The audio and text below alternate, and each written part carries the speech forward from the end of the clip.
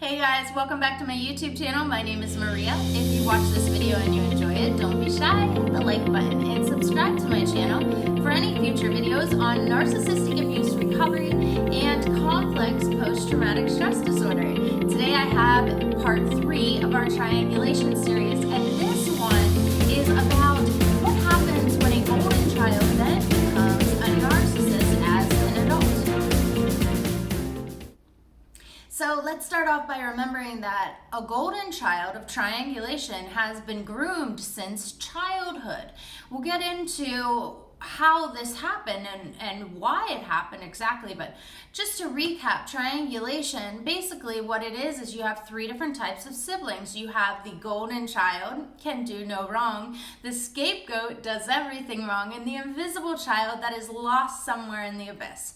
Okay, and in the middle of that triangle is the narcissistic parent. It's called triangulation because basically the narcissistic parent creates narratives about different siblings towards each other.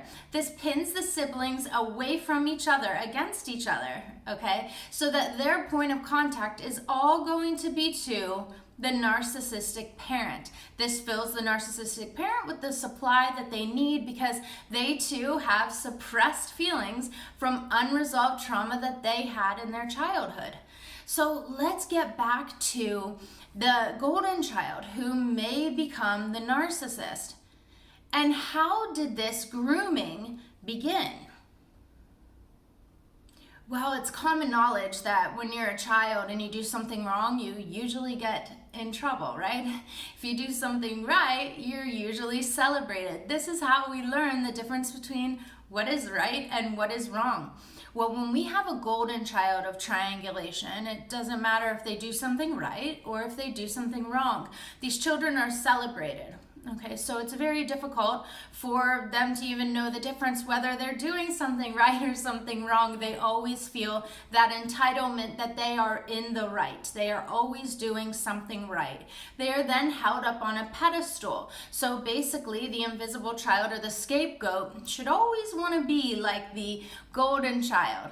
Okay, so you notice when you get into this triangulation, if this is kind of a world you grew up in or something that you're even dealing with as an adult right now, you notice that there's nothing really that the other siblings can do to get to the level of the attention that the golden child gets. That's because they were groomed since they were children. And that's how this happened, because they wouldn't get in trouble if something was wrong, and they would be praised if something was right. So basically, like I said, they are held up on this pedestal, right? So when we look at somebody who has complex post-traumatic stress disorder or suffers after an emotionally abusive relationship, and they realize that the reason they get into these relationships is because it's familiar to them as to the treatment that they got when they were a child. When I look at anybody that's in that situation, and me included, the basis of it is this feeling of not being protected.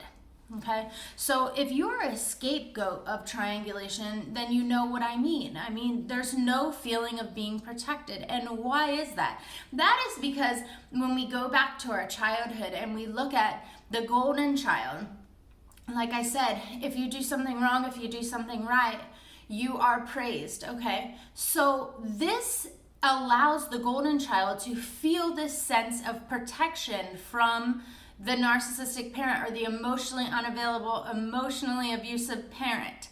Okay, so they feel a protection, and this allows them to continue with the behavior that they have with confidence that they are backed and protected by the narcissistic parent. So although all 3 siblings had the same parent, we have one sibling that feels protected by the narcissistic parent and other siblings that do not feel protected, which later leads to things like complex post-traumatic stress disorder. Isn't it crazy how you come from the same parents? It just depends on the way in which the parent treats you, makes you believe certain beliefs about yourself, who you are, and what your self-worth is. So at the root of somebody who is a scapegoat, you will not feel as if you were ever protected. At the root of someone who is a golden child, you feel as if any behavior you have is completely protected. So this is the difference between the emotionally abusive sibling and the sibling that develops something that we call complex post-traumatic stress disorder.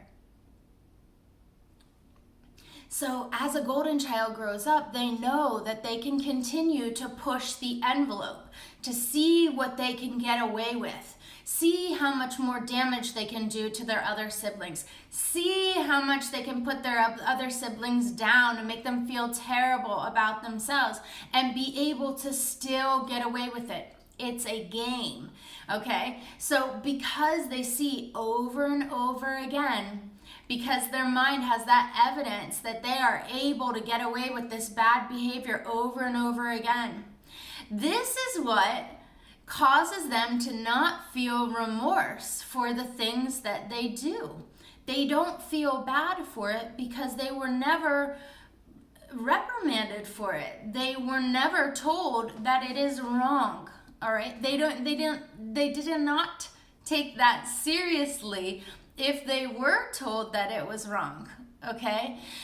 So this is what happens. So then because they feel no remorse, they do more and more to push the envelope and become more and more emotionally abusive with no feelings to back these actions, these abusive actions that they take on their siblings and on other people in their life. So as the golden child does this throughout their life, they gain more and more control. They gain more control over the narcissistic parent, they gain control over the siblings, and they gain control over other people in their lives. They become master manipulators, and they learn how to control conversations, how to win at things. A lot of times they cheat at things a lot. They just get to this point where the gaslighting and the manipulation is a normal part of who they are as a person. And throughout this entire process, you still have their narcissistic parent who is in their corner, who is backing this behavior. So it does not matter if this person then gets a sibling and they emotionally abuse this sibling, the narcissistic parent will still be in their corner. This creates a lot of isolation for other people in the life, like the person that the golden child / narcissist has married, right? Their spouse, because this person now feels as if there's something wrong with them. What did they do?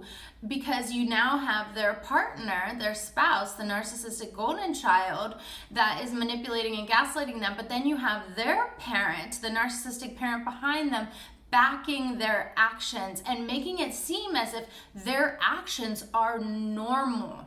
This creates normalcy. Abuse is now normal in the relationship. And I want to leave you with this. When a golden child narcissist then becomes a parent, see, this is the problem, is that with triangulation, this is generational, right? So then this golden child / adult now narcissist becomes a parent.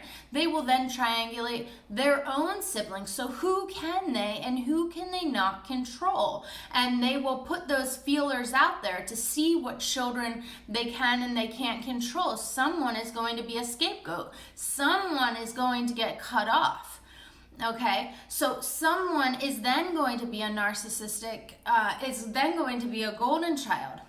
Now that golden child is going to get older, get married, and have children and become emotionally unavailable to those children, and potentially a narcissist as well. It just depends on who in this triangulation wakes up to the abuse, who becomes aware of what is happening, okay? That's the only way to break triangulation. But the point is that triangulation between siblings does not stop. It is generational. That golden child may very well likely become a narcissist themselves, have children, and continue the triangulation all over again.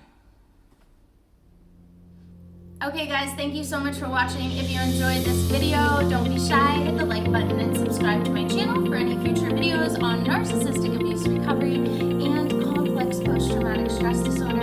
And as always, I wish you all the love in the world.